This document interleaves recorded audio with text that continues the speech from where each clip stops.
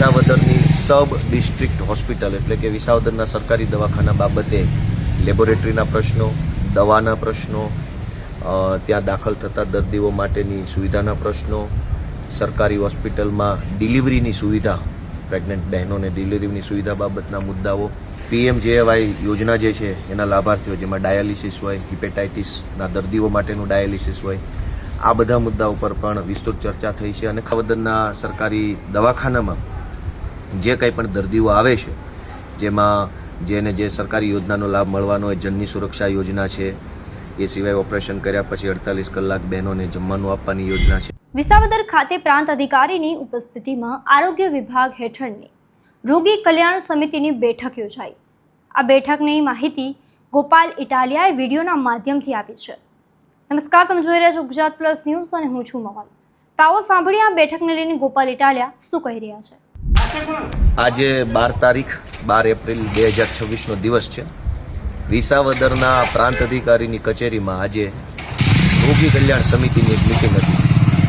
આ મિટિંગમાં મેં સભ્ય તરીકે હાજરી આપી અને વિસાવદરની સબ ડિસ્ટ્રિક્ટ હોસ્પિટલ એટલે કે વિસાવદરના સરકારી દવાખાના બાબતે લેબોરેટરીના પ્રશ્નો, દવાના પ્રશ્નો, ત્યાં દાખલ થતા દર્દીઓ માટેની સુવિધાના પ્રશ્નો, સરકારી હોસ્પિટલમાં ડિલિવરીની સુવિધા, પ્રેગ્નન્ટ બહેનોને ડિલિવરીની સુવિધા બાબતના મુદ્દાઓ, માઇનોર અને મેજર ઓપરેશનના પ્રશ્નો, આ સિવાય OPD, IPDના પ્રશ્નો, ત્યાર પછી BCUના પ્રશ્નો, બેબી કેર યુનિટ, જે ન્યૂબોર્ન બેબી કેર યુનિટ હોય એના મુદ્દા બાબતે, અને ત્યાર પછી સાફ સફાઈ, પાણીની વ્યવસ્થા, CCTV કેમેરા, બીજી વહીવટી પ્રક્રિયાઓ, તમામ બાબતો ઉપર આજે મિટિંગમાં અધિક્ષક ઇજનેર સાહેબશ્રી, પ્રાંત સાહેબશ્રી, અન્ય સભ્યો બધાની હાજરીમાં મિટિંગ થઈ છે, ચર્ચા થઈ છે.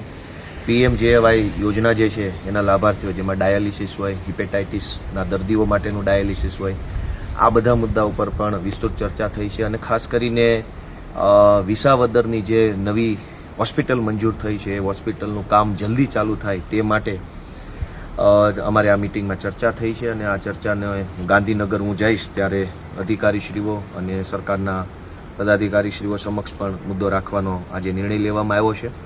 આ સિવાય વિસાવદરના સરકારી દવાખાનામાં જે કંઈ પણ દર્દીઓ આવે છે જેમાં જે સરકારી યોજનાનો લાભ મળવાનો હોય, જનની સુરક્ષા યોજના છે, એ સિવાય ઓપરેશન કર્યા પછી 48 કલાક બહેનોને જમવાનું આપવાની યોજના છે, આ બધી જ યોજનાઓ ઉપર વ્યવસ્થિત કામ થાય અને વિસાવદર આખા તાલુકાના દર્દીઓને લાભ મળે એ બાબતે ઊંડાણપૂર્વક આજની મિટિંગમાં મેં અને અન્ય સભ્યો બધાએ ભેગા મળી સૌએ ચર્ચા કરી છે, પોઝિટિવ રીતે ચર્ચા કરી છે.